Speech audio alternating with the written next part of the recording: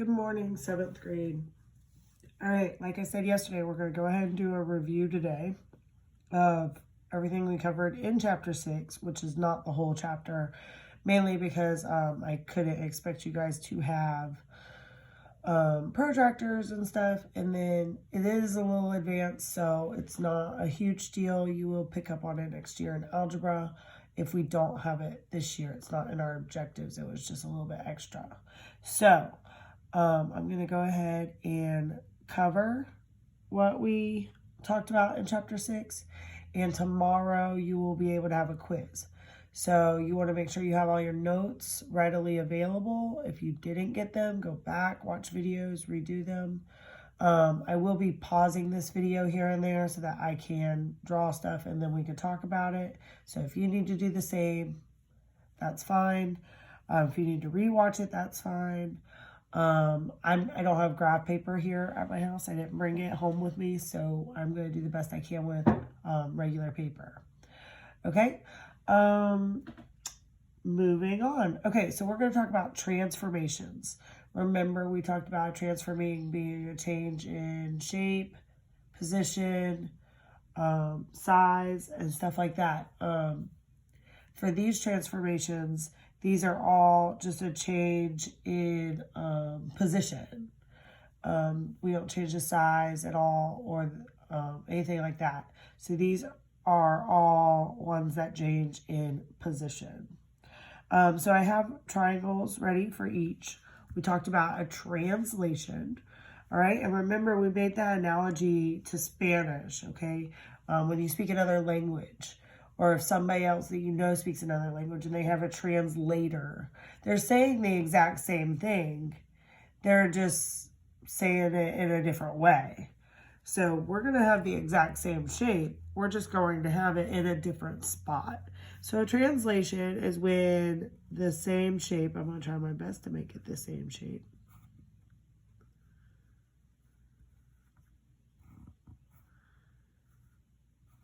All right, I think I did all right.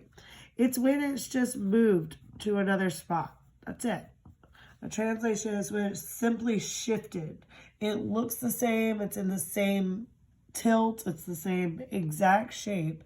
It's just in a different spot, okay? Exact same. Different location. All right, that's what a translation is, okay? So just like when we speak, a translation of our words is the exact same thing, okay? All right, reflection. This is the one where we kind of talked about like having that mirror, okay? Remember, it doesn't have to be like a mirror like this, like we look into that's on the wall, okay? But this is your line of reflection, remember? And the shape will actually look mirrored. So it'll be the same distance. Remember, we even measured the distance on our graphs. And it'll look like the same shape, but it'll look like the shape's looking in the mirror, right? So it'll be flipped. All right, so it's a flipped version of the shape. All right, and it can flip, you can have it flip this way. Like if the line of reflection were, let's do this one. I'll do another example of a reflection. If we have, I'm not going to do a square because it's kind of hard to see. But if we have this triangle, and maybe it flipped on a diagonal line of reflection. Your flipped version would look just like it, it's hard to draw it like this without the graph paper to help me. All right, so pretend that I was perfect, right? All right, it's the flipped version over that line of reflection. The line of reflection can be anywhere. And when they tell you where the line of reflection is, they're using those lines, those linear equations like we were using in the previous chapter where we were graphing our lines, remember? All right, so a line of reflection is just a flipped version. This is wherever the line that they're reflecting over is called the line of reflection, which is pretty easy, right? All right. The last one we didn't really talk about, mainly because the lesson was a little in depth, but it's pretty simple, okay? It is a rotation. And we know, like, if we stand still and we rotate, we're just facing different directions, right?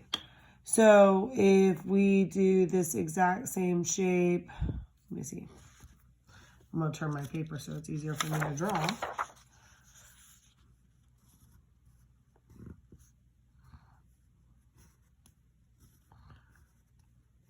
I think I did the same.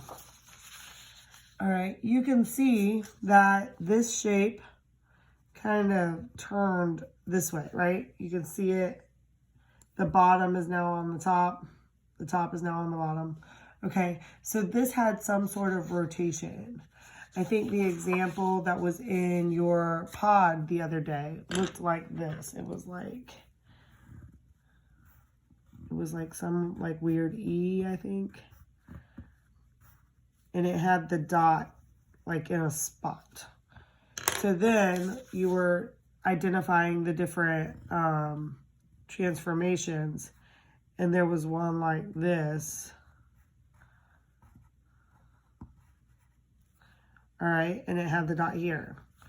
As you can see, it had like spun on top of itself. So the point of rotation was maybe right here in the middle, and it spun like this. Okay. They use degrees to tell how things spin. You know, this would have spun 180 degrees. Remember, because it's like completely turned around. If you're standing facing me and then you turn 180 degrees, then you're no longer facing me, right? I should see your back. All right, think about it with tricks and different stuff like that. We say we made a 360, which means we turned all the way around. So the degrees play a part in the rotation, which is why I kind of skipped over the lesson, because we would have needed protractors and stuff. But you know what a rotation is. We've talked about rotations since you've been learning about the earth, right? The earth rotates like this, spins on its axis, and then it revolves around the sun, right? So rotating and revolving are different things. This is a rotation where it spins on a point. This is the point here. You could have your point here where it's spinning around an axis, right? Okay. So those are the 3 transformations that you'll just be identifying. So you'll like say, oh, that's a translation, that's a reflection, that's a rotation. You won't have to draw any of it. Lucky you, right? All right, I'm going to go ahead and get the next problem ready real fast. I'll be right back.